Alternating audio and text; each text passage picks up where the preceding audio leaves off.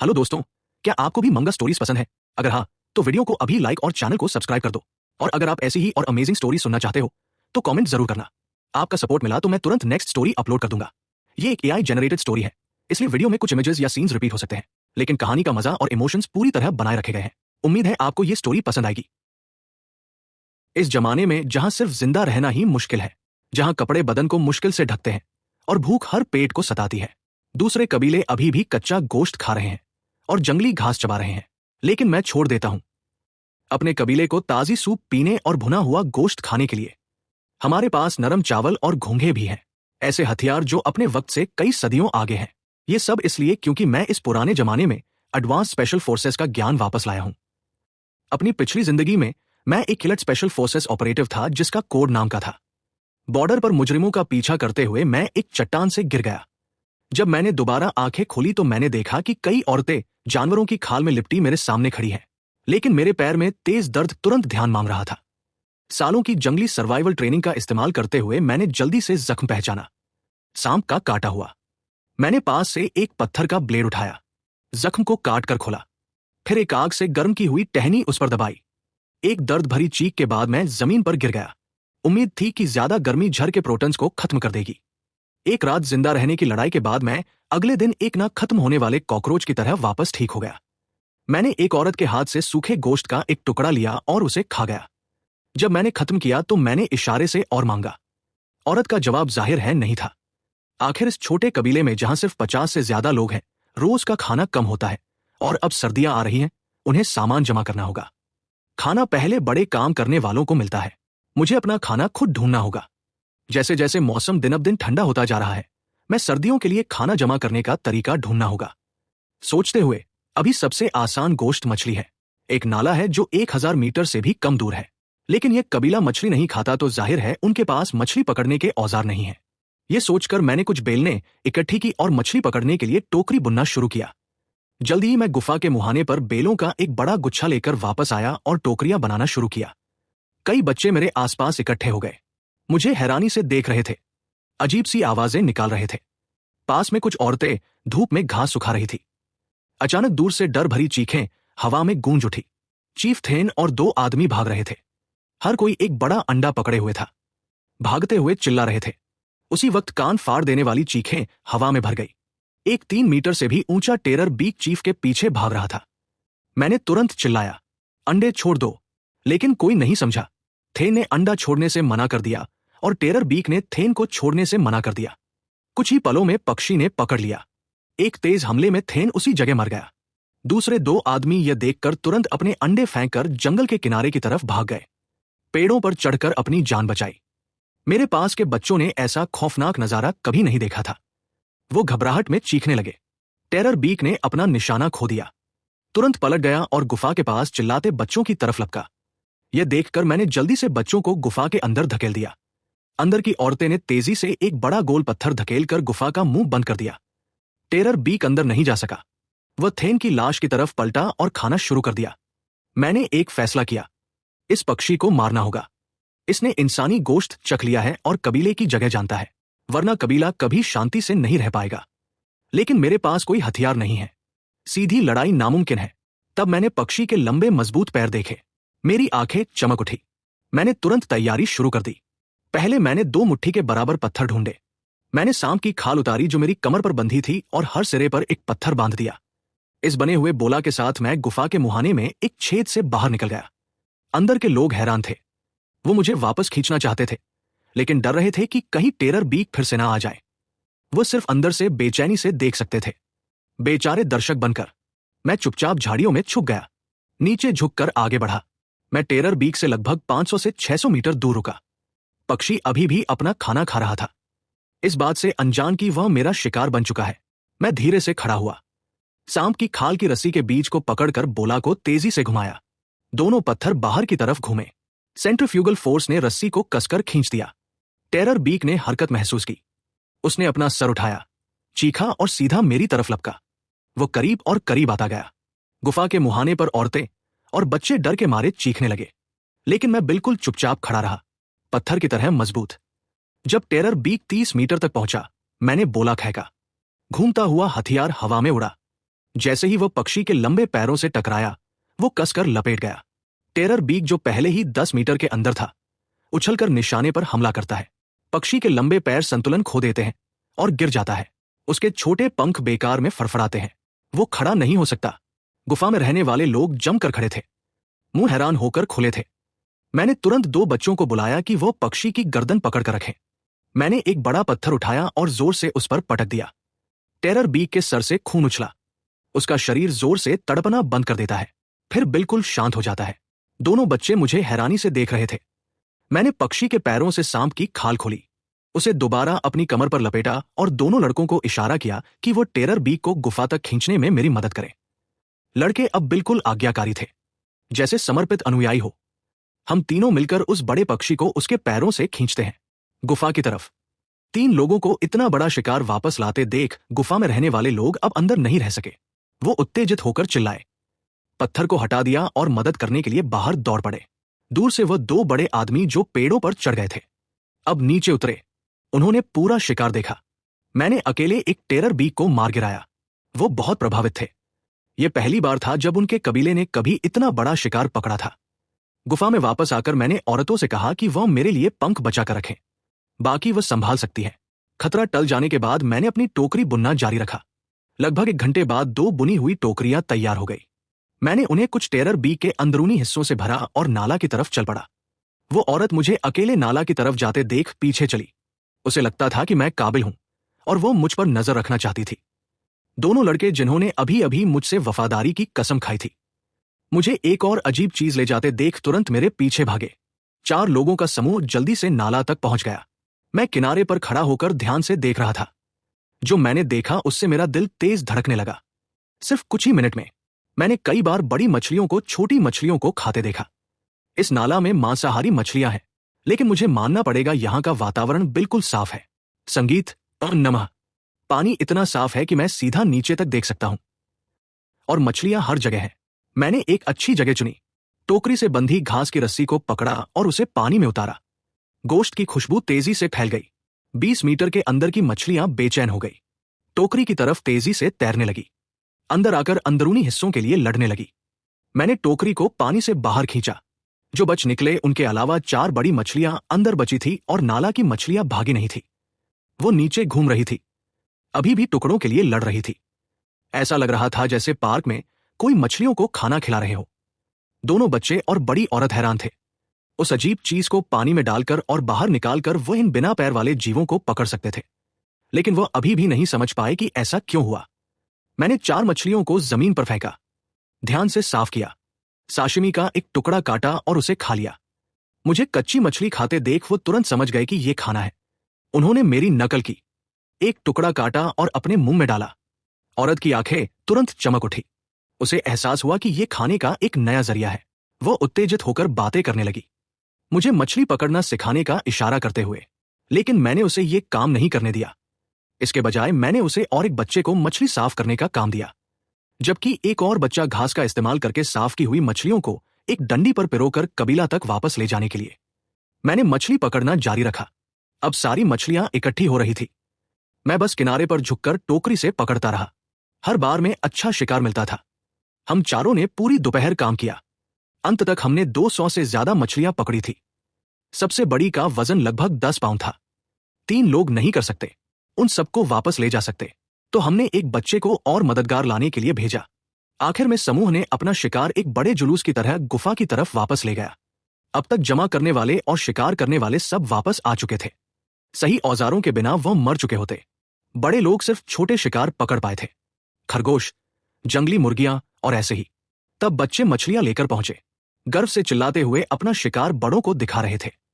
बड़े लोग चीफ की मौत से उदास थे, लेकिन जब उन्होंने मेरा शिकार देखा तो वो तुरंत खुश हो गए। थेन की दुखद घटना जल्दी भुला दी गई। आज के शिकार को अलग करने के बाद सभी कबीला के सदस्य गुफा के बाहर इकट्ठे हुए। मुहाने के सामने खुली जगह में उन्होंने लकड़ी का एक बड़ा ढेर लगाया था। थेन की लाश उसके ऊपर रखी थी। एक बूढ़ा आदमी जिसके सर पर 2 भेड़ के सिंग थे, चिता को आग लगाता है। दहकती हुई आग ने चीफ के शरीर को जल्दी से भस्म कर दिया। आग की रोशनी हर चेहरे पर नाच रही थी। बच्चों को भुने हुए गोश्त की खुशबू आई और उन्होंने अपनी लार निगली। उन्हें कोई दुख नहीं था। बड़े लोग अब एक नए खाने के जरिए के साथ शांत रहे। मैंने इस मौके का फायदा उठाया कबीला को देखने के लिए। कबीला में अभी 52 सदस्य हैं। 8 बड़े आदमी, 15 बड़ी औरतें और बाकी अलग अलग उम्र के बच्चे हैं। बूढ़ा आदमी जिसने आग जलाई थी वो कबीले का बुजुर्ग है क्योंकि वह सबसे बूढ़ा है। हर कोई उसे कबीले का सबसे समझदार आदमी मानता है, तो अब उसे दूसरे नंबर पर रहना पड़ सकता है। मैं सबके दिलों में उसकी जगह ले रहा हूं। एक आदमी भी है जिसके 6 उंगलियां हैं, जो लकड़ी का डंडा इस्तेमाल करना पसंद करता है। शायद खून के रिश्ते में शादी की वजह से वो कुछ सीधा साधा लगता है। 6 के बगल में एक आदमी है जो पंखों का हार पहने हुए है। वह चालाक लगता है और 6 की तरह लकड़ी का डंडा पसंद करता है। फेदर के पीछे स्टोन है जो हड्डियों का हार पहने हुए है और पत्थरों को हथियार के रूप में इस्तेमाल करता है। कुछ दूर खड़ा एक 15 साल का नौजवान है जिसका सिर्फ एक कान है और उसके बाएं गाल पर 4 निशान है। उसका हथियार एक सीधी टांग की हड्डी से बना हुआ भाला है। स्कार के बगल में 17 साल का फैंग है। उसका बाप 2 पीढ़ी पहले चीफ था। उसके हथियार 2 फुट लंबे सेबर टूथ टाइगर के दांत है। फिर ऑक्सक्स है जो कबीले में सबसे लंबा है, मजबूत बनावट वाला। उसका हथियार सीधा और खौफनाक है, बस एक टांग की हड्डी। आखिर में फ्लिंट है जो छड़ी के सहारे चलता है। वह अब जमा करने वाले समूह के साथ चलता है, रास्ता ढूंढने और पहरेदारी का काम करता है। उसे पत्थर के औजार तेज करना पसंद है। वह कहते हैं कि उसका सबसे बड़ा सपना मरने से पहले एक पत्थर की प्लेट बनाना है। कुल मिलाकर सभी आदमियों में स्कार, फैंग और ऑक्सक्स कबीले की सबसे अच्छी लड़ने की ताकत है। चीफ को जलाने के बाद अंधेरा हो चुका है। एल्डर हॉर्न की अगुवाई में सभी खाना बांटने के लिए गुफा में घुसते हैं, क्योंकि किसी ने पहले मछली नहीं खाई थी। आज उन्होंने एक छूट दी। मैंने खाना बांटा। मैंने एक पहले से भुनी हुई मछली ली और दिखाया कि उसे कैसे खाते हैं और कांटे कैसे निकालते हैं। हर कोई मेरी नकल करते हुए मजे से खा रहा था, शायद इसलिए क्योंकि ये पहली बार था जब उन्होंने पेट भर खाया था। हर कोई खाते हुए और खरोश होता गया। वो खाते हुए नाचने भी लगे। देखो नजारा अचानक मुझे घर जैसा एहसास देता है। मैंने चुपचाप कसम खाई कि मैं कबीले को एक बेहतर जिंदगी की तरफ ले जाऊंगा। सबके खाना खत्म करने के बाद एल्डर हॉर्न ने एक जली हुई लकड़ी ली और रकी के बैच मेरी मछली पकड़ने की घटना को गुफा की दीवार पर बनाता है। इसी बीच मैंने औरतों को टोकरियां बुनना सिखाया। मैंने 2 घास की रस्सियां जोड़कर उन्हें बैकपैक में बदल दिया। अब से उन्हें जानवरों की खाल में फल ले जाने की जरूरत नहीं पड़ेगी। जमा करने की क्षमता को बहुत बढ़ा दिया। औरतों को वो तुरंत पसंद आ गए। वो बारी बारी से उन्हें पहनकर देख रही थी। उन्हें उतारने में हिचकिचाहट हो रही थी। आखिर में वह कल और बेले इकट्ठी करने पर राजी हो गई ताकि अपनी बना सके। अपनी शुक्रगुजारी दिखाने के लिए उन्होंने जमा करने वाली टीम से 2 हिरण की खाल चुनी और मेरे हाथों में रख दी। इस पल से मैं कबीले का पहला बच्चा बन गया जिसने जानवर की खाल पहनी। लेकिन मैं कंजूस नहीं हूं। मैंने एक खाल रखी और दूसरी 2 और 3 साल के बच्चों की मांओं को दे दी ताकि वह अपने बच्चों के लिए कपड़े बना सके। बच्चों का इम्यून सिस्टम कमजोर होता है और पुराने समाज में जहां कोई इलाज नहीं था, एक मामूली सर्दी या बुखार भी जानलेवा हो सकता है। तो ये एक हिरण की खाल एक जिंदगी के बराबर है। मुझे यकीन है कि अगर मुझे कभी उनकी मदद की जरूरत पड़ी तो वो मुझसे मुंह नहीं मोड़ेंगे। अगली सुबह मैं जल्दी उठा। एक मामूली मिलिट्री एक्सरसाइज के बाद मुझे प्यास लगी, लेकिन उस पत्थर के बर्तन को देखकर जहां सब साथ पीते थे, मुझे लगा जैसे मैं किसी और दुनिया में हूं। मैं उससे पानी नहीं पी सका। अब पानी रखने के लिए कुछ बर्तन बनाने का वक्त है। जल्दी ही कबीला के सदस्य गुफा से बाहर निकले बातें करते हुए, लेकिन आज वो शिकार करने के लिए नहीं दौड़े। एल्डर हॉर्न ने सभी आदमियों को इकट्ठा किया। गुफा के मुहाने के पास खुली जगह पर लगता है वह नया चीफ चुन रहे हैं। मुझे एहसास हुआ कि सिर्फ चीफ बनकर ही मैं सबको हुक्म दे सकता हूं, तो मैं चयन में शामिल हो गया। चयन का तरीका सीधा और खौफनाक था। 2 आदमी बिना हथियारों के लड़ते हैं। जो सबसे मजबूत होता है वह अगला चीफ बनता है। जल्दी स्कार और ऑक्सक्स जीतकर सामने आए। उन्होंने लड़ते हुए देखकर मैंने बेचारे होकर अपना सर हिलाया। बिल्कुल कोई टेक्निक नहीं थी, बस कच्ची ताकत की लड़ाई थी। जल्दी स्कार और ऑक्स के बीच का मैच आया। 6 फुट 3 इंच का ऑक्सक्स एक लोहे के की तरह खड़ा था। स्कार को समझ नहीं आ रहा था कि कैसे करीब जाए, लेकिन वह पीछे नहीं हटा। इसके बजाय वह चीखा और पहला हमला किया। लेकिन जैसे ही वो ऑक्सक्स तक पहुंचा, ऑक्स के बड़े हाथों ने उसके दोनों कंधे पकड़ लिए। इससे पहले कि स्कार कुछ कर पाता, ऑक्सक्स ने उसे कई मीटर दूर फेंक दिया। वह धड़ाम से जमीन पर गिरा और कुछ देर तक उठ नहीं पाया। ऑक्स ने उत्तेजित होकर अपनी छाती पीटी। कबीला के सदस्य उत्तेजित होकर चिल्लाए दिखाते हुए अपनी इस नए चीफ की। फिर मैं कुछ ही कदमों में उसके पास गया। अभी मैं भी हूं। ओक्स ने मुझे देखा। एक बच्चा उसे चुनौती देने की हिम्मत कर रहा था। उसने अपनी छाती पीटी और गरजा, लेकिन मैं पीछे नहीं हटा। मैं ओक्स के सामने लड़ने की मुद्रा में खड़ा हो गया। वो मुझे नीचे देखता है। मैं मुश्किल से उसकी छाती तक पहुंच रहा था। उसकी आंखों में विश्वास और घृणा भरी थी। बच्चों को मेरे लिए चिल्लाते हुए हौसला बढ़ाते हुए देखकर मैं नहीं हिचकिचाया। मैं ऑक्स की तरफ लपका, अपना बाया पैर ऑक्स की थोड़ी झुकी हुई जांघ पर रखा और उछल गया। मेरा दाया घुटना जोर से ऑक्स के जबड़े पर लगा। इससे पहले कि कोई कुछ कर पाता, सीधा नीचे गिर गया। जमीन पर लुढ़कता हुआ करा रहा था। कबीला के सदस्य तुरंत हैरान रह गए। ऑक्स कबीले का सबसे मजबूत योद्धा है। अगर वह हार भी गया तो उसे एक ही बार में नहीं हराना चाहिए था, और वह भी मेरे जैसे एक कम उम्र बच्चे से। एल्डर हॉर्न अचानक बहुत उत्तेजित हो गया। एक एहसास बिना किसी बुनियाद के लेकिन मजबूत उसके दिल में उठा। पूरा कबीला और ज्यादा मजबूत होता जाएगा इस बच्चे की वजह से। इससे पहले कि वह कोई ऐलान कर पाता, कबीला के सदस्यों ने मुझे पहले ही ऊंचा उठा लिया था। हवा में उछाल रहे थे अपने नए चीफ के जन्म का जश्न मनाने के लिए। सिर्फ 2 दिन में मैं कबीले में बहुत सारे चमत्कार लाया हूं। यह नतीजा वही था जो सबने चाहा था। ओक्स अब तक ठीक हो चुका है। वो जाहिर है अभी भी यकीन नहीं कर रहा था। भीड़ की हैरान कर देने वाली चीखों के बीच वो फिर से मेरी तरफ लपका। यह देखकर मैं तुरंत नीचे पलट गया। जब ऑक्स मुझ तक पहुंचा, मैंने उसकी 2 उंगलियां पकड़ी और उन्हें जोर से आगे खींचा। फिर एक तरफ हटकर मैं ऑक्स के पीछे घूम गया और उसके घुटने के पीछे जोर से लात मारी। ऑक्स मुंह के बल जमीन पर गिर गया। जितना वह तड़पता उतना ही उसे दर्द होता। 2 मिनट से भी कम समय में ओक्स जैसे मजबूत आदमी के पास भी दया की भीख मांगने के अलावा कोई चारा नहीं था। उसके चेहरे से आंसू और नाक बह रही थी। मैंने आखिर में रोते हुए बड़े आदमी को छोड़ दिया, अपने हाथ झाड़े और गुफा में चला गया। भीड़ फिर से उत्तेजित हो गई। बच्चे खुशी से जश्न मना रहे थे। यह पहली बार था जब उन्होंने किसी बड़े को हराया था। औरतें बातें कर रही थी कि उन्होंने बेले कहाँ देखी थी। प्लान कर रही थी कि मैं उन्हें आज रात और बैकपैक बुनना सिखाऊंगा। एल्डर हॉर्न गुफा को एक उलझे हुए भाव से देख रहा था, सोच में डूबा हुआ। उस पल में मैं एक बिल्कुल नए रूप में बाहर आया। मैंने एक मामूली हिरण की खाल पहनी थी। मेरे काले बाल सांप की खाल की पट्टी से बंधे हुए थे। मैं साफ, तेज और काबिल लग रहा था। यह मेरा ध्यान से सोचा हुआ नया स्टाइल था। वह कहते हैं कि यह रूप पुराने जमाने से चला आ रहा है। शुरुआती किसान अपने बाल बांधने लगे थे क्योंकि खुले बाल खेत के काम के लिए ठीक नहीं थे। यह खेती की सभ्यता का एक महत्वपूर्ण प्रतीक बन गया। कबीले की हैरान कर देने वाली नजरों के नीचे मैं भीड़ में गया और आज के काम बांटना शुरू किया। सबसे पहले मैंने जमा करने वाली टीम को दोबारा बनाया। कबीला में अब 15 बड़ी औरतें हैं, 6 गर्भवती हैं, बाकी 9 और फ्लिंट मिलाकर 10 लोग बनते हैं। लेकिन आज मैंने सिर्फ 8 औरतों को जमा करने भेजा। अब जब उनके पास बैकपैक है तो उन्हें सुरक्षा के लिए फ्लिंट की जरूरत नहीं है। हर औरत अपनी सुरक्षा के लिए एक डंडी ले जा सकती है। 6 गर्भवती औरतें घर की देखभाल करने और 2 और 3 साल के बच्चों की देखभाल करने के लिए पीछे रुकती हैं। बड़े बच्चे घास इकट्ठी करेंगे। बची हुई औरत 2 लड़कों को नाला पर मछली पकड़ने ले जाएगी। अब सबके पास काम है, लेकिन फ्लिंट को कोई काम नहीं मिला है। वो उदास लगता है, इस आदमी के लिए जिसने अपनी जिंदगी एक पत्थर की प्लेट बनाने में लगाने की कसम खाई थी। मैंने उसे मिट्टी के बर्तन बनाने का प्लान किया है, लेकिन मिट्टी के बर्तन बनाना आसान नहीं है। इसके लिए बहुत तैयारी चाहिए। तो अभी के लिए मैंने उसे कुछ और काम दिया। कल की मछलियां अभी तक सूखी नहीं हैं। नमक के बिना वह इस मौसम में जल्दी सड़ जाएंगी। धुआं उन्हें सालों तक बचा सकता है, तो मैंने फ्लिंट को यह तरीका दिखाया। फिर सब कुछ उस पर छोड़ दिया। इसी बीच मैंने गुफा के सामने एक समतल जगह ढूंढी और भट्टी बनाने के लिए एक गड्ढा खोदना शुरू किया। भट्टी में 3 लेवल हैं। सबसे नीचे राख निकालने और हवा के लिए है, बीच वाला लकड़ी डालने के लिए और सबसे ऊपर मिट्टी के बर्तन रखने के लिए।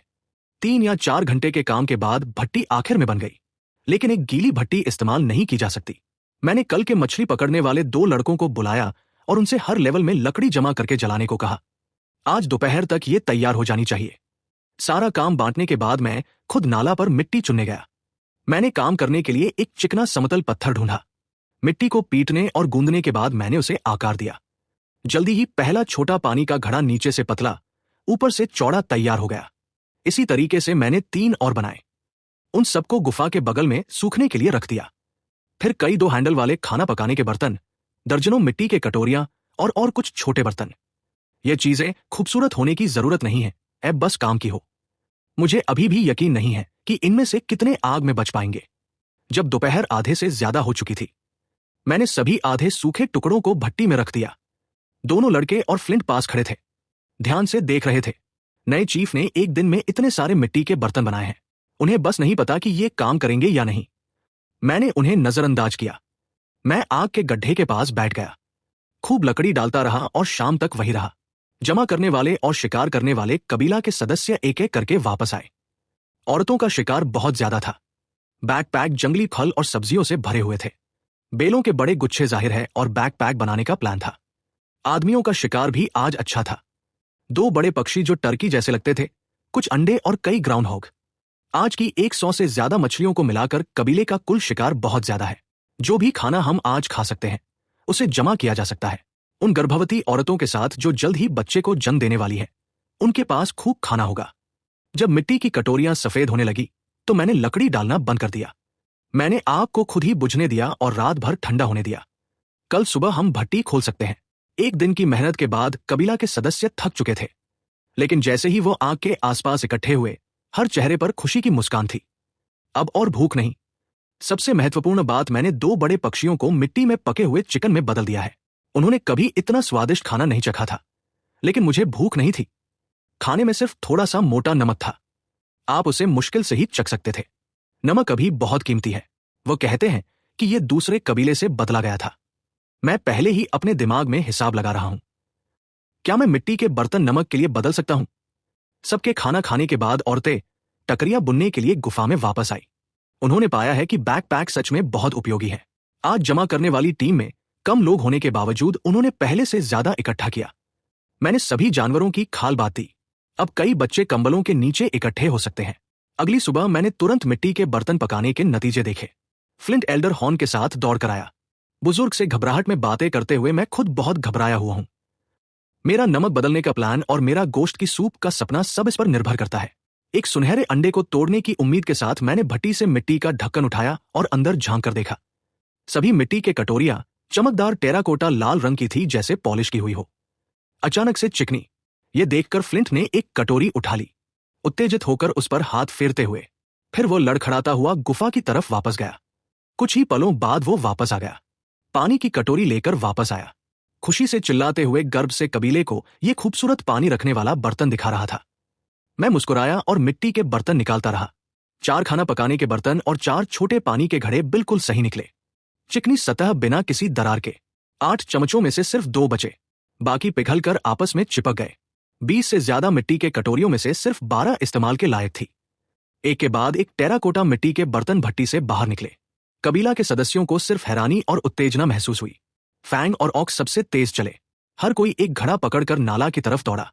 जल्दी ही वो पानी के 2 घड़े लेकर वापस आए। हालांकि एल्डर हॉर्न उत्तेजित था। उसने अपनी शांति बनाए रखी। उसने इशारा किया और मुझसे बात की। पूछा कि यह कैसे किया गया। इससे पहले कि मैं जवाब दे पाता, कल के 2 मददगार उत्तेजित होकर समझाने लगे। लेकिन मेरी मुख्य चिंता यह थी कि क्या मैं नमक के लिए बदला कर सकता हूं। मैंने ये सवाल एल्डर हॉर्न से किया। अचानक एल्डर हॉर्न ने मुझे ऐसे देखा जैसे वह किसी फिजूल खर्च बच्चे को देख रहा हो। उसने अलग अलग मिट्टी के बर्तनों की तरफ इशारा किया, फिर कबीले के बड़ों और बच्चों की तरफ अपनी भाषा में समझाया कि ये चीजें कितनी कीमती है। जब मैं आखिर में समझा तो पूरी तरह हैरान रह गया। यहां तक कि एक अकेला बर्तन एक लगभग बड़े लड़के या 2 लड़कियों के लिए बदला जा सकता है। पानी के घड़े और खाना पकाने के बर्तनों की तो बात ही छोड़ दो। अलग अलग कबीले में पानी रखने वाले बर्तन बहुत कम मिलते हैं। पूरी जिंदगी एक पत्थर की प्लेट बनाने में लगाना आम बात है, और ज्यादा बर्तन पाने के लिए कुछ कबीले बिना हिचकिचाहट के लोगों का बदला करते हैं। वह सोचते हैं कि बहुत ज्यादा लोग बेकार हैं और बस ज्यादा खाना खाते हैं। लेकिन मैं मानता हूं कि ज्यादा लोग ये कर पाएंगे। ज्यादा लोग ज्यादा खाना पा सकते हैं और कबीले की लड़ने की ताकत बढ़ा सकते हैं। नए सदस्य कबीले में नया खून लाते हैं। ये सोचकर मैंने तुरंत एक व्यापार मिशन दिया। एल्डर हॉर्न और शिकार पार्टी के सभी 7 सदस्य निकलेंगे। एक पानी का घड़ा, एक खाना पकाने का बर्तन और 3 मिट्टी के कटोरियों का इस्तेमाल करके लोगों और नमक के लिए बदला करेंगे। पानी का घड़ा 2 बड़ी औरतों के लिए बदलेंगे।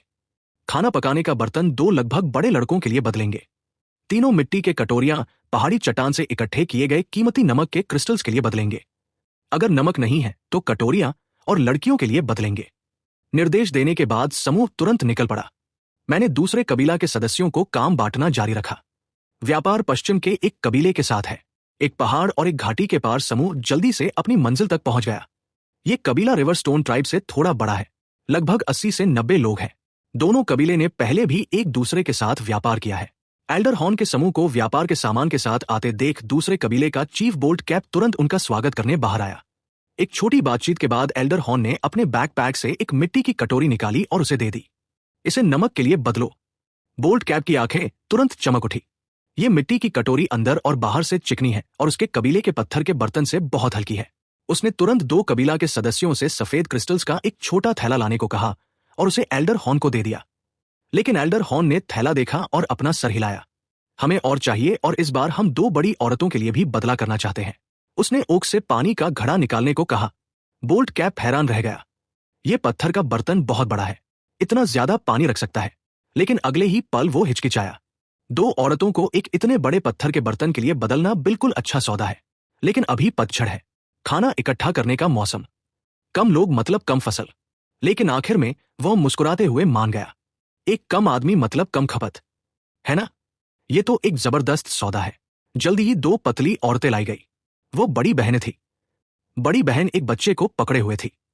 4 साल का नंगा छोटा लड़का। लड़के की आंखें बंद थी, वो हिल नहीं रहा था, जाहिर है बीमार था।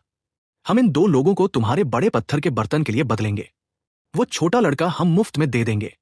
बोल्ट कैप ने हाथ हिलाकर मना किया, जैसे वह दोनों औरतों को जल्दी करने को कह रहा हो।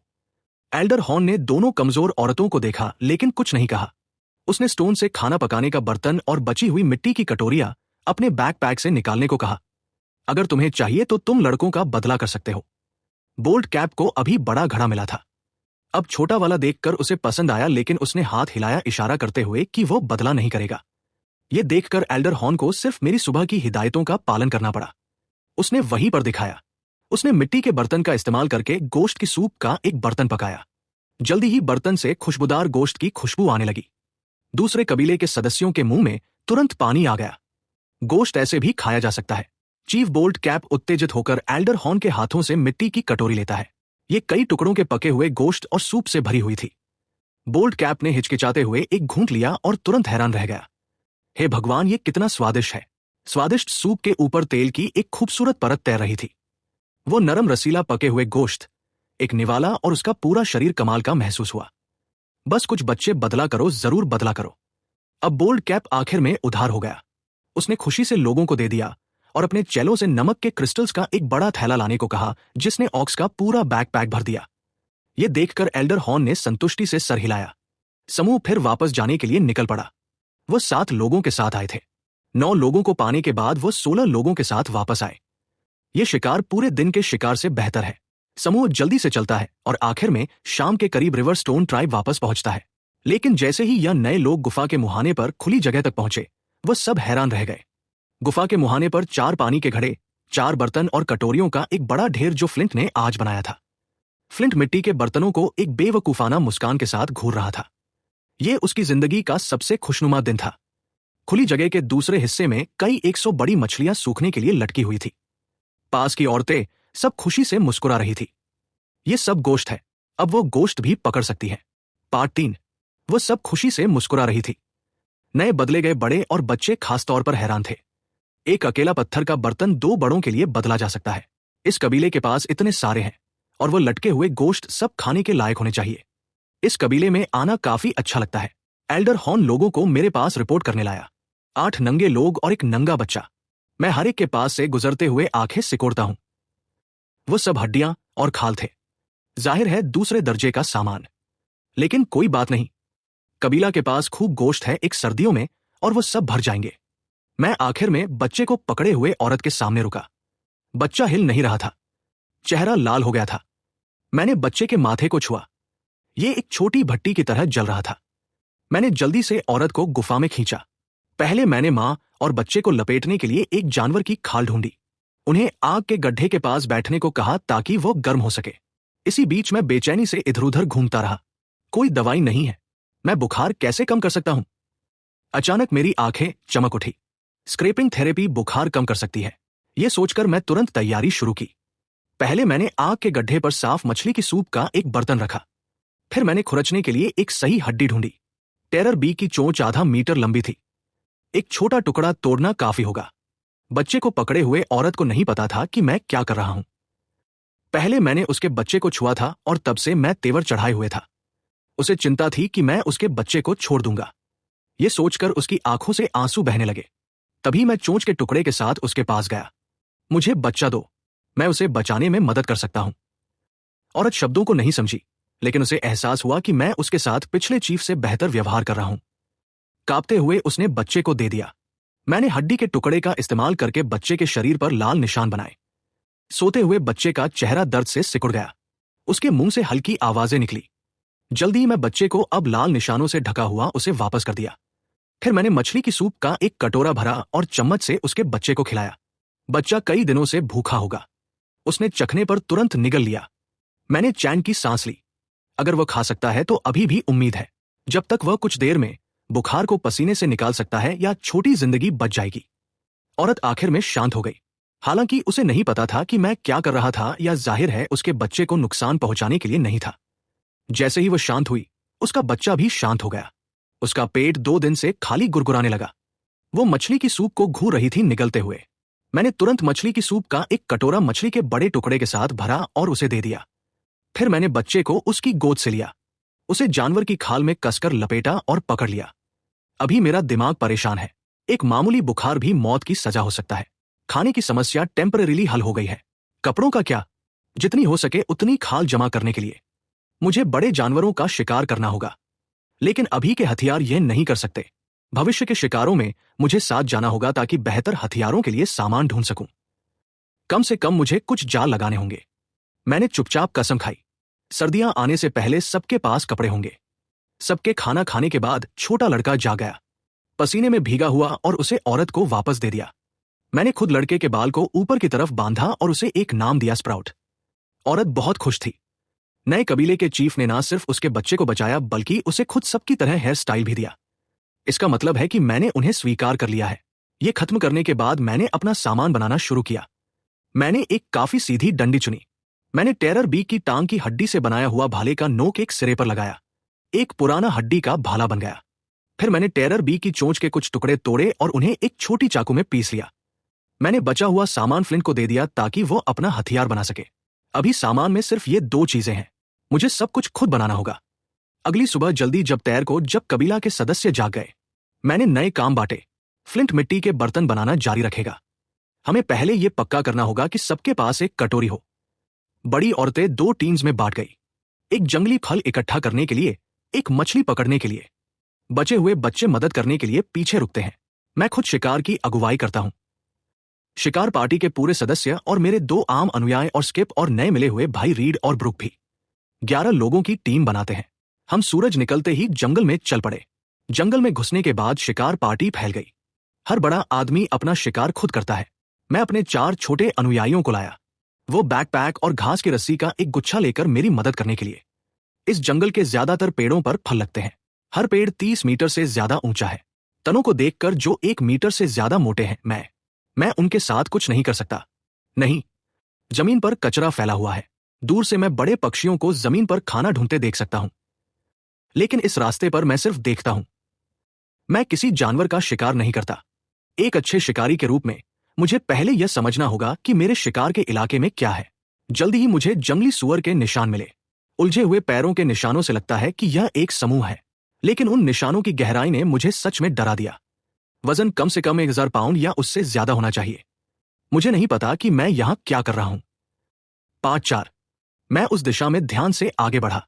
आखिर में एक पहाड़ी की चोटी पर पहुंचकर मेरी आंखें चमक उठी। घाटी में आगे एक चमकता हुआ नाला। पश्चिम में बड़े बड़े सरकंडे उगते हैं। 1 दर्जन से ज्यादा थंडरबोर पानी पी रहे हैं। जाहिर है एक पूरा परिवार। मुख्य नर का वजन शायद 1500 पाउंड है। उसके पीछे 3 मादा सुअर और 1 दर्जन से ज्यादा छोटे सुअर थे जो घरेलू सुअरों के आकार के थे। मुझे जाल लगाना होंगे। मैं चुपचाप पीछे हटा जमीन के करीब रहते हुए और जंगल में वापस आ गया। मेरे छोटे अनुयायी डर गए थे। उन्होंने कभी इतना बड़ा शिकार नहीं देखा था। मैं उन पर बिल्कुल भरोसा नहीं करता।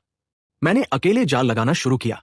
सुअर के निशानों पर घास की रस्सी का इस्तेमाल करके मैंने कई फिगर 6 जाल बनाए। दूसरे सिरे को सीधा बड़े पेड़ों से बांध दिया। जैसे ही एक खुर अंदर पड़ता है, जाल खुद ब खुद कस जाता है। जितना वह तड़पता उतना ही वह कस जाता। सुरक्षा के लिए मैंने लड़कों को पेड़ों पर चढ़ाया। अब मुझे बस सुअरों के समूह को वापस मोड़ना है। मैं चुपचाप नाला के दूसरे किनारे पर घूम गया। मैंने खुद को मिट्टी से ढका, 2 टहनियां उठाई और अचानक झाड़ियों के पीछे से उछलकर बाहर आया। अपनी पूरी ताकत से चिल्लाते हुए सुअरों के समूह ने ऐसा जीव कभी नहीं देखा था। वह तुरंत जंगल की तरफ भागे। मैं पीछे से पीछा करता रहा, दौड़ते हुए चिल्लाता रहा। जल्दी ही आगे से दर्द भरी चीखें गूंजी। जब मैं जाल वाले इलाके तक पहुंचा तो मैंने मुख्य नर को जाल वाले इलाके में देखा। एक बड़ी मादा सूअर जमीन पर लेटी हुई थी। मेरी घास की रस्सी ज्यादा देर तक नहीं टिकेगी। मैं ध्यान से अपने हड्डी के भाले के साथ करीब गया। सही समय देखकर मैंने जोर से उसके खुले मुंह में घुसाया। तेज हड्डी का भाला उसकी गर्दन के पीछे से सीधा निकल गया। खून ऐसे उछला जैसे वह आजाद हो। कुछ ही पलों में 1500 पाउंड का जानवर आखिर में गिर गया। उसका शरीर कभी कभी फड़फड़ा रहा था। मैंने आखिर में चैन की लंबी सांस ली। लेकिन जल्दी ही एक समस्या सामने आई। 5 बच्चे इस बड़े सुअर को वापस कैसे ले जाएंगे? पास में तड़पती हुई मादा सुअर को देखकर मेरी आंखें अचानक चमक उठी। पहले मैंने मादा सुअर को घास की रस्सी से एक पेड़ से बांधा, फिर उसके मुंह को बांध दिया ताकि वह काट ना सके। अगले मैंने मादा सुअर के 2 सामने वाले पैरों पर 2 रस्सियां बांधी। आखिर में मैंने नर सुअर की रस्सी को मादा सुअर के शरीर से बांध दिया। जब सब कुछ हो गया तो मैंने मादा सुअर की नाक पकड़कर रास्ता दिखाया और स्किप हर कोई मादा सुअर के एक सामने वाले पैर को पकड़े हुए दोनों तरफ चल रहे थे। रीड और ब्रुक पीछे सुरक्षा के लिए डंडी लेकर चल रहे थे। हम घने जंगल से गुजरते रहे जब तक आखिर में दूर से हमने कबीले की गुफा नहीं देखी। गुफा के बाहर झाड़ियां साफ करता हुआ एक नौजवान कबीला सदस्य सबसे पहले हमें देखता है। आवाजें आती हैं, कबीले को जगाती है। जल्दी ही सब लोग हमसे मिलने बाहर आ जाते हैं, लेकिन कोई पास आने की हिम्मत नहीं करता। उन्होंने इतना बड़ा शिकार कभी नहीं देखा था। मैं फ्लिंट को बुलाता हूं और उसे पानी का घड़ा और नमक तैयार करने को कहता हूं। जब फ्लिंट घड़ा लाता है, मैं जमीन में एक गड्ढा खोदता हूं और घड़े को उसके अंदर रख देता हूं। घड़े का मुंह जमीन से थोड़ा ही ऊपर रहता है। फिर सब लोग सुअर को घड़े के पास पकड़ लेते हैं। मैं अपनी छुरी उसकी गर्दन में घुसा देता हूं। खून बिना एक बूंद बर्बाद किए निकलता है और सब घड़े में चला जाता है। जल्दी ही घड़ा पूरा भर जाता है। एक कटोरी नमक वाला पानी उसमें डालता हूं और अच्छे से मिलाता हूं। थोड़ी देर में ये आज रात के सूप के लिए मजेदार ब्लड पुडिंग बन जाएगा। अगर थंडरबोर की खाल से जूते या थैलियां बन सकती है तो इन 2 सुअरों से भी बहुत कुछ मिलना चाहिए। खाल के नीचे 4 उंगली मोटी सफेद चर्बी की परत है। मैं इसे जल्दी ही आग पर पिघलाऊंगा। बाकी सब कुछ खाने लायक है, बस फेफड़े मछली पकड़ने के लिए इस्तेमाल होंगे। बड़ी हड्डियां भी निकाल दी जाती है। उन्हें पीसकर हथियार बनाए जा सकते हैं। पूरी दोपहर गुजर जाती है। मेरी पूरी मेहनत इन 2000 पाउंड के सुअरों को तैयार करने में लग जाती है। ये थका देने वाला काम है, लेकिन इसका नतीजा बहुत अच्छा है। धुआं देने वाले रैक्स हर साइज के गोश्त के टुकड़ों से भर जाते हैं। एक घड़े में पका हुआ ब्लड पुडिंग है और 3 घड़े सफेद चर्बी से भरे हैं। बच्चे खुश होकर कुरकुरे पोक क्रैकलिंग्स उठाते हैं और छोटा स्प्राउट भी इस दावत का मजा लेता है। शाम को जब फ्लिंट भट्टी खोलता है मिट्टी के बर्तन निकालने के लिए, तब काम करने वाले बड़े ग्रुप्स अपने दिन भर के काम से वापस आते हैं। मछली पकड़ने वाली टीम कई 100 मछलियां लाती है। शिकार करने वाली टीम भी उतना ही अच्छा काम करती है। 3 फैजन्स, 2 बड़े सांप, 1 दर्जन से ज्यादा चिड़ियों के अंडे, 1 दर्जन ग्राउंड स्क्विरल्स और 1 टोकरी मेवे लाती है। और भी हैरानी की बात यह है कि आज मेपल गैदरिंग टीम को लीड करती है और एक नया खाने का जरिया ढूंढती है। एक बहुत मीठी पेड़ की जड़। जब उसे काटा जाता है तो उसकी बाहर की खाल के अंदर कुदरती एबर रंग की चीनी दिखती है। इन्हें और ज्यादा जमा करने से हम सफेद चीनी बना सकते हैं। मैं खासतौर पर इस खोज के लिए उस जवान औरत की तारीफ करता हूं। सब लोग खुशी से रात का खाना खाते हैं, लेकिन एल्डर हॉर्न का चेहरा उदास है। उसके हाथ में कांटों वाली एक बेल है जिस पर लाल कांटे लगे हैं। मेपल के पीछे भागते हुए उसे बार बार मार रहा है। असली मालिक की यादों से मैं जानता हूं कि ये बेल कबीले में सजा देने के लिए इस्तेमाल होती है, सिर्फ उन लोगों के लिए जो बड़ी गलती करते हैं। ये देखकर मैं जल्दी से बीच में आता हूं। गुस्से वाले एल्डर को रोकता हूं और पूछता हूं कि वो उसे क्यों सजा दे रहा है। एल्डर कहता है कि ये जड़े कांटे वाले पेड़ का चारा है और जो भी इन्हें खाएगा वो उस पेड़ का शिकार बन जाएगा। ये सुनकर मैं तुरंत सबको कहता हूं कि जड़े खाना बंद कर दे। पार्ट 5। इसलिए नहीं कि मैं एल्डर की बात पर यकीन करता हूं, बल्कि इसलिए कि मुझे डर है कि जड़ें जहरीली हो सकती हैं या नशीली। इस घटना की वजह से मैं पूरी रात चौकन्ना रहा। अपने शरीर में किसी भी बदलाव को ध्यान से देखता रहा। खुशकिस्मती से कुछ नहीं होता। जब सुबह होती है और लोग बाहर आते हैं, मैं दिन के काम का इंतजाम करना शुरू करता हूं। सब कुछ पहले की तरह चलता है, बस एक बात अलग है। स्प्राउट और उसकी मां मछली पकड़ने वाली टीम में शामिल हो जाते हैं, जबकि मैं 4 छोटे लड़कों को गैदरिंग टीम में ले जाता हूं। मैं इस कांटे वाले पेड़ की जांच करना चाहता हूं, जिसका जिक्र एल्डर हॉर्न ने किया था। पेड़ की जगह गुफा के पीछे पहाड़ में गहरी है। इस पहाड़ पर लंबे पेड़ कम है, लेकिन झाड़ियां बहुत घनी हैं और फल वाले पेड़ बहुत हैं। सफर के दौरान मैं एक खुशनुमा खोज करता हूं, वो मिर्चें जिनकी मुझे तलाश थी। झाड़ियों के बीच एक चमकीला लाल हिस्सा छुपा हुआ है। कबीले के लोग इन्हें कभी नहीं खाते क्योंकि तेज तीखा स्वाद उन्हें लगता है कि मिर्चें खाने लायक नहीं है। मैं तुरंत अपने 4 साथियों को कहता हूं कि आज सिर्फ मिर्चें तोड़ने पर ध्यान दे। फिर मैं गैदरिंग टीम के साथ आगे बढ़ता हूं। एक पहाड़ी पार करने के बाद एक घाटी दिखाई देती है। हरे रंग की जानवरों की हड्डियां हर जगह बिखरी हुई हैं, जैसे कोई बड़ा कब्रिस्तान हो। इस घाटी के बीच में एक अजीब पेड़ खड़ा है, लगभग 7 मीटर लंबा। उसकी जड़ें 500 मीटर के घेरे में फैली हुई है। जितना बीच में जाऊं उतने ज्यादा जड़ के गुच्छे दिखते हैं। यह तरीका जानवरों को पेड़ के तने की तरफ खींचने के लिए बनाया गया लगता है। मेरी अंदर की आवाज कहती है कि तने के पास जाने का मतलब ज्यादा खतरा है। फिर भी मैं पास जाने का फैसला करता हूं, अपनी बचने की काबिलियत पर भरोसा करते हुए।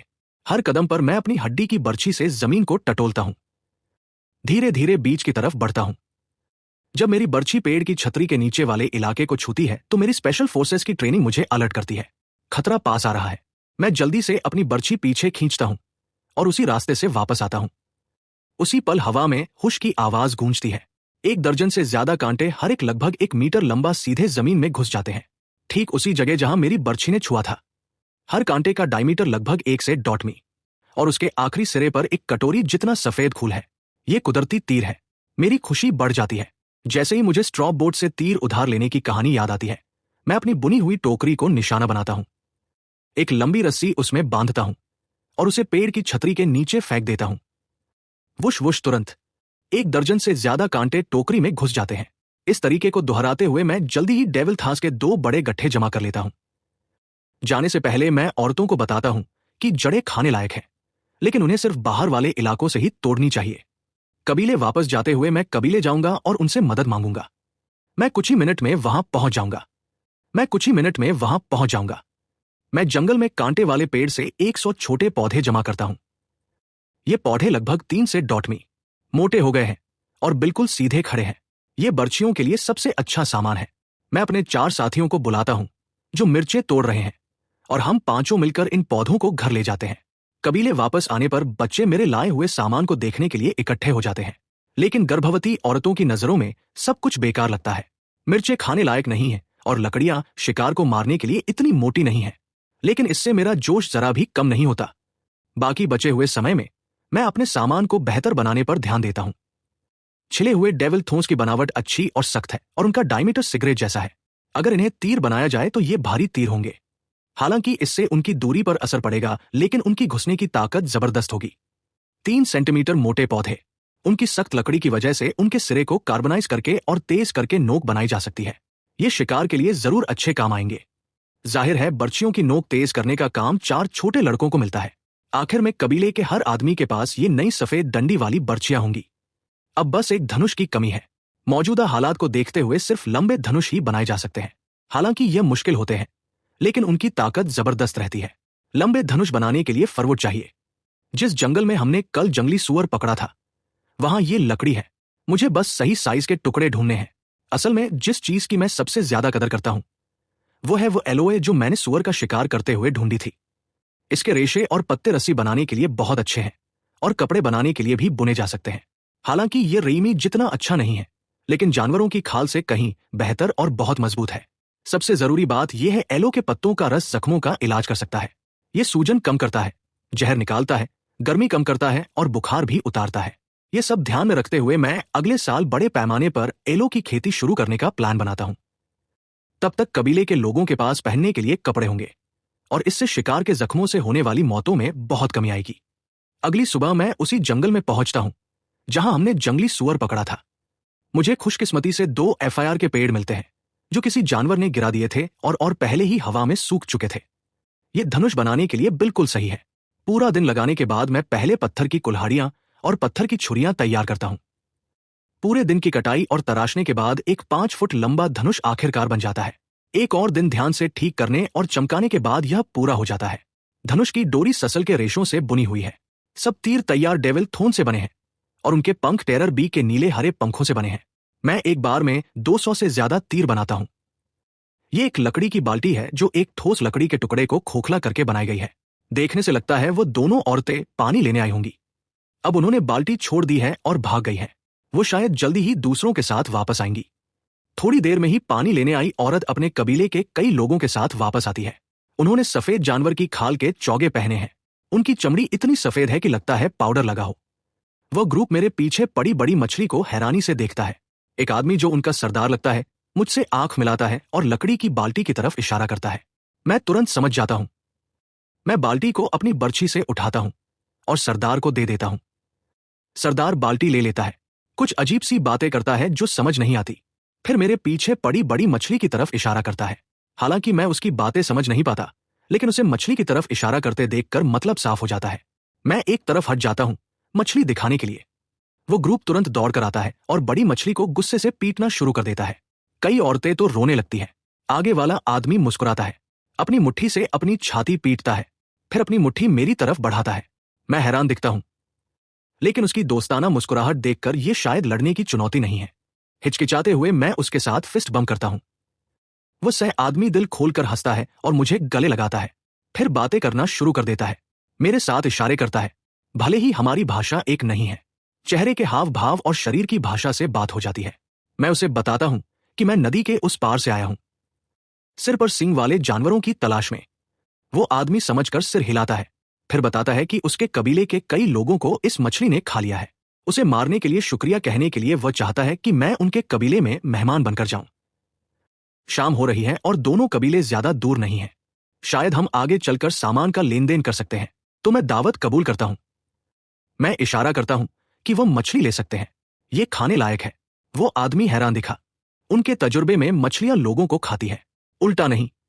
फिर भी वो मान जाता है क्योंकि मछली इतनी बड़ी है। वो अकेली मछली नहीं है जो लोगों को खाती है, वो अकेली मछली भी है जो लोगों को खाती है। उन्हें पहले इसे काटना होगा टुकड़ों में ले जाने से पहले। मैं काम करता रहता हूं। चांदी जैसी मछली की खाल 4 मीटर लंबी और 3.5 मीटर चौड़ी है। ये चिकनी, लचीली और सबसे जरूरी पानी प्रूफ है। मैं इसे पक्का रख लेता हूं। बाकी मछली का गोश्त साफ करने के बाद ले जाने के लिए कई बड़े टुकड़ों में काटा जाता है। कबीले जंगल में है। सिर्फ 10 मिनट चलने के बाद हम एक बड़े पेड़ के खोखले हिस्से तक पहुंचते हैं। अंदर का इलाका सिर्फ 100 स्क्वायर मीटर है। छोटा होने के बावजूद यह उनकी जरूरतों के लिए काफी है, क्योंकि उनकी आबादी सच में बहुत कम है। कुल 14 बड़े लोग हैं और सब बच्चों को मिलाकर कुल 32 लोग हैं। मैं इस कबीले को जो पेड़ के खोखले हिस्से में रहता है ट्री होलो ट्राइब कहता हूं। उनकी सफेद चमड़ी इस वजह से है कि वो अपनी पूरी जिंदगी इस अंधेरे जंगल में रहते हैं। उनका एल्डर पूरब की तरफ इशारा करता है और मुझे बताता है कि उस दिशा में शैडो फॉरेस्ट के पार आसमान में बादलों जैसा एक पहाड़ है। उस पहाड़ पर एक ऐसी प्रजाति रहती है जिसके सिर पर 2 तेज सींग होते हैं। वो हवा की तरह तेज दौड़ते हैं, कोई उन्हें पकड़ नहीं सकता। उसकी बताई बातों से मैं अंदाजा लगाता हूं कि वो बड़े एंटीलोप या उस जैसे जानवर होंगे। उनका पीछा करना बेकार होगा, लेकिन मैं पहले से जाल लगा सकता हूं। इस पल मैं खुद को विश्वास से भरा महसूस करता हूं, लेकिन ये पास के मातीते टिम्बर और एल्डर बार्क को मुझसे ज्यादा उम्मीद नहीं है। एल्डर को बात खत्म करते देखकर टिम्बर मुझे अपने कपड़े दिखाता है। ये बड़े हेयर्स की खाल से बने हैं, जो आधे मीटर से ज्यादा लंबे जानवर है। ये हेयर तगाता ये हेयर्स जंगल में काई और कुंभी खाते हैं। इस शैडो फॉरेस्ट में ये बहुत है। मेरी आंखें तुरंत चमक उठती है। हेरिस बहुत अच्छे जानवर है। चूहों की तरह वह बहुत तेजी से बच्चे पैदा करते हैं। आमतौर पर एक बार में 5 या उससे ज्यादा बच्चे पैदा करते हैं। जवान हेरिस पैदा होने के 4 महीने बाद जवान हो जाते हैं और फिर से बच्चे पैदा कर सकते हैं, हर 2 महीने में एक बार। अगर मैं 2 जोड़ी बड़े हेरिस को वापस लाकर पाल सकूं तो 1 साल के अंदर वो सैकड़ों में बढ़ जाएंगे। तब तक पूरे कबीले को कपड़ों की कमी नहीं होगी और हेरे का गोश्त एक जरूरी खाने का जरिया बन जाएगा। रात के खाने के बाद टिम्बर कहता है कि वो कबीले के लोगों को शिकार पर ले जा रहा है और पूछता है कि क्या मैं भी शामिल होना चाहता हूं। मैं थोड़ी देर के लिए हैरान हो जाता हूं, लेकिन क्योंकि हेरिस रात में निकलने वाले जानवर है, रात का शिकार बिल्कुल सही लगता है तो मैं मान जाता हूं। मंजिल पर पहुंचकर मैं हिस्सा नहीं लेता। मैं चुपचाप एक तरफ छुप जाता हूं, देखता हूं कि वो हेरिस को कैसे पकड़ते हैं। टिम्बर अपने लोगों को कुंभी जमा करने में लीड करता है, उन्हें एक आयरन ओक पेड़ के नीचे रखता है, फिर ग्रुप पास में छुप जाता है। थोड़ी देर में एक मोटा हेयर कूदता हुआ आता है। चौकन्ना होकर अपने आसपास देखता है। कुछ गलत ना देखकर वो धीरे धीरे कुंभियों के पास जाता है। उसी पल टिम्बर और उसका ग्रुप बाहर निकलते हैं। घनी टहनियों वाली डालियों का इस्तेमाल करके वो जल्दी से हेयर को पकड़ लेते हैं, फिर उसे एक लकड़ी के कांटे से मार देते हैं। ये घेर कर शिकार करना है और वह उसे जिंदा पकड़ते हैं। मैं तुरंत उनके साथ लेन देन करना चाहता हूं। कितना अच्छा होगा अगर वह मुझे हेयर्स पकड़ने में मदद कर सके। हम एक और जगह जाते हैं और फिर से खंभियां लगाते हैं। इस बार मैं अपनी कला दिखाने का फैसला करता हूं। मैं लंबा धनुष निकालता हूं और एक तीर बाहर खींचता हूं। टिम्बर हैरानी से देखता है, ये ना जानते हुए कि ये क्या चीज है। तभी एक और हेरे ध्यान से दिखाई देता है, अभी भी खंभियों से 10 मीटर से ज्यादा दूर है। टिम्बर जल्दी से मुझे खींचता है। मुझे इशारा करता है कि साथ में आगे बढ़ने की तैयारी करूं। मैं उसे इग्नोर करता हूं। इसके बजाय मैं धनुष खींचता हूं, तीर लगाता हूं और हुश एक ही शॉट में तीर सीधा हैर की गर्दन के पा हो जाता है। टिम्बर मेरे धनुष को पूरी हैरानी से देखता है। मैं मुस्कुराता हूं, लंबा धनुष उसे दे देता हूं और मैं हो गया। उसे एक तीर देता हूं और हाथ पकड़कर धनुष खींचना सिखाता हूं। वह जमीन पर पड़े हैर पर एक और तीर मारता है। वश तीर आधा जमीन में घुस जाता है। ट्री होलोड कबीले के लोग हैरानी से सांस लेते हैं। इस चमत्कारी हथियार से मोहित हो जाते हैं। टिम्बर को धनुष को प्यार से पकड़े हुए छोड़ने में हिचकिचाते हुए देखकर मैं उसे हमारी दोस्ती के निशान के तौर पर एक पंख वाला तीर देता हूं। बाकी का शिकार मेरा अकेला प्रदर्शन बन जाता है। आधी रात में मैं 1 दर्जन से ज्यादा हैरिस का शिकार करता हूं। यह संख्या उनकी सबसे बड़ी कल्पना से भी ज्यादा है। आमतौर पर एक दिन में 3 या 4 पकड़ना बहुत अच्छा माना जाता है। इससे ट्री होलो कबीले के लोग चुपके से सोचने लगते हैं कि मेरे कबीले की ताकत क्या है। वापस आने पर मेरी रिक्वेस्ट पर इस शिकार से मिली हैरिस की खालें मुझे मिलती है, जबकि गोश्त ट्री होलो कबीले को जाता है। जाहिर है उन्हें कोई ऐतराज नहीं होता। अगर मैं यहां थोड़ी देर और रुकता हूं तो मैं अपने कबीले के लिए काफी खाले जमा कर सकता हूं। मैंने इस यात्रा का अपना मकसद पूरा कर लिया है, लेकिन मैं और दूर जाकर इस दुनिया को और अच्छे से देखना चाहता हूं। इसके अलावा मैं उन जानवरों में बहुत दिलचस्पी रखता हूं जिनका जिक्र एल्डर बाक ने किया था। शायद कुछ को जिंदा पकड़कर गाड़ियां खिंचवाने के लिए इस्तेमाल करना बुरा नहीं होगा। अगली सुबह मैं अपने खाने और आग के सामान को फिर से भर लेता हूं और टिम्बर को अलविदा कहता हूं। मैं उसे कुछ जिंदा हैरिस पकड़ने में मदद करने को भी कहता हूं, उन्हें हर दिन घास और खुम्भी खिलाने को। जब मैं वापस आऊंगा तो उनके बदले में दूसरा शिकार दूंगा। टिम्बर नहीं चाहता कि मैं जाऊं। आखिर मेरे यहां होने से वह इस सर्दी को कहीं बेहतर तरीके से गुजार पाएंगे, लेकिन वह जानता है कि मेरे पास और जरूरी काम है। ट्री होलो ट्राइब को अलविदा बोलकर मैं आगे चलता हूं। डालियां काटकर जमीन में निशानी के लिए गाड़ता जाता हूं। 2 पूरे दिन चलने के बाद मैं जंगल तक पहुंच जाता हूं। आखिरकार मैं अंधेरे जंगल से बाहर निकलता हूं। मेरे सामने अचानक से एक बड़ा नजारा खुल जाता है। एक बहुत बड़ा घास का मैदान आगे तक फैला हुआ है, जहां बस कुछ पेड़ दिख रहे हैं। जमीन पर घास खाने वाले जानवरों के पैरों के निशान हैं। मैं अपना तीर कमान निकालता हूं और ध्यान से आगे देखता हूं। जल्दी ही मेरे सामने का नजारा मुझे खुशी से हंसा देता है। नीले हिरणों का एक झुंड जो लगभग घरेलू गधे जितने बड़े हैं, शांति से अपना सर नीचे किए घास चर रहे थे। ये खींचने वाले जानवरों के लिए बिल्कुल सही हो सकते हैं। मैं तुरंत उन्हें जिंदा पकड़ने का फैसला करता हूं। लेकिन यह नीले हिरण बिल्कुल भी कमजोर नहीं है। उनके सरों पर तेज सिंग देखकर ही पता चलता है। अगर मैं बिना सोचे समझे पास गया तो ये बहुत खतरनाक हो सकते हैं। पूरा कबीला खत्म हो जाएगा। ध्यान से देखने के बाद मुझे पता चला कि ये इन जानवरों का मिलन का मौसम है। इस नीले हिरणों के झुंड में सिर्फ एक बड़ा नर हिरण है, बाकी में 8 मादा हिरण और 8 छोटे बच्चे हैं। ये समझकर मैं तुरंत एक प्लान बनाता हूं, वही तरीका इस्तेमाल करके जो मैंने टेराबी के खिलाफ किया था। मैं पहले नर हिरण को काबू करूंगा और बाकी अपने आप पीछे आ जाएंगे। मैं ध्यान से थोड़ी दूर पीछे हट जाता हूं और फिर नर हिरण पर हमला करना शुरू करता हूं और बोला बनाना शुरू करता हूं। जल्दी ही मैं बोला के साथ वापस आता हूं। एक झाड़ी के पीछे छुपकर सही मौके का इंतजार करता हूं। मुझे जल्दी ही एक अच्छा मौका मिल जाता है। नर हिरण एक मादा हिरण पर चढ़ता है। खुशी से आवाज निकालते हुए मैं तेजी से बोला घुमाता हूं। एक प्रोपेलर की तरह वह मिलन कर रहे जोड़े की तरफ उड़ता है और तुरंत दोनों नीले हिरणों के पिछले पैरों को उलझा देता है। दोनों जानवर जोर से कांपते हैं और धरती पर धड़ाम से गिर जाते हैं, लगातार चीखते हुए।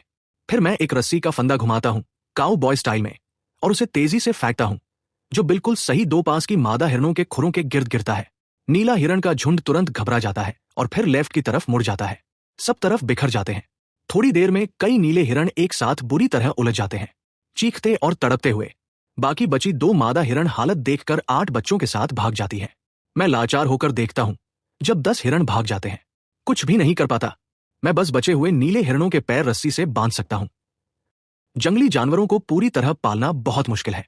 नीले हिरण जैसे गुस्से वाले जानवरों की पहले उनका घमंड तोड़ना पड़ता है, तो मैं अपनी पत्थर की कुल्हाड़ी से उनके कीमती सींग तोड़ देता हूं।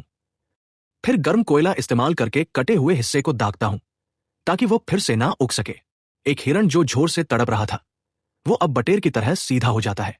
आखिरकार मैं रस्सी ढूंढता हूं, नर हिरण को आगे लीडर बनाकर बांधता हूं और बाकी सबको एक जंजीर में जोड़ देता हूं। जब तक मैं खत्म करता हूं, आसमान लगभग अंधेरा हो चुका होता है। मैं उन्हें एक छोटी नदी के पास ले जाता हूं और रात के खाने के लिए सूखा हुआ गोश्त पकाता हूं। नदी के उत्तर पूर्व में एक रंगीन पत्थरों का पहाड़ है। डूबते सूरज की रोशनी में वह चमकदार कई रंगों की रोशनी दिखाता है। सिर्फ रंगों को देखकर मैंने समझ लिया कि ये एक ऐसी खान है जहां कई तरह के खनिज एक साथ हैं। ये खोज मुझे बहुत खुश करती है। मैं जांच करना चाहता हूं कि आसमान पूरी तरह अंधेरा हो चुका है। मैं अभी अपनी इच्छा को रोक सकता हूं। अगली सुबह जैसे ही दिन निकलता है, एक शोर मुझे जगा देता है। मेरे सामने का नजारा मुझे खुशी से उछलने पर मजबूर कर देता है। जिस झुंड में मैंने नीले हिरणों को बांधा था, कल जो 2 मादा हिरण आध बच्चों के साथ भाग गई थी, वो वापस आ गई है। किसी तरह वो अपने साथ एक और बड़ा नर हिरण भी ले आई है। मैं चुपचाप झाड़ियों में छुप जाता हूं और अपनी पुरानी चाल दोहराता हूं। कई और कोशिशों के बाद मेरे हिरणों की टीम 7 से 18 हो जाती है। अब तक पूरी तरह दिन निकल चुका है। पूरे जोश में मैं नर हिरण पर बैठकर रेनबो रिज की तरफ जाता हूं। ये जगह सच में खजानों से भरी हुई है। अगर आपको ये ड्रामा स्टोरी पसंद आई हो तो वीडियो को लाइक करें, चैनल को सब्सक्राइब करें और बेल आइकॉन दबाना न भूलें। मिलते हैं अगले पार्ट में।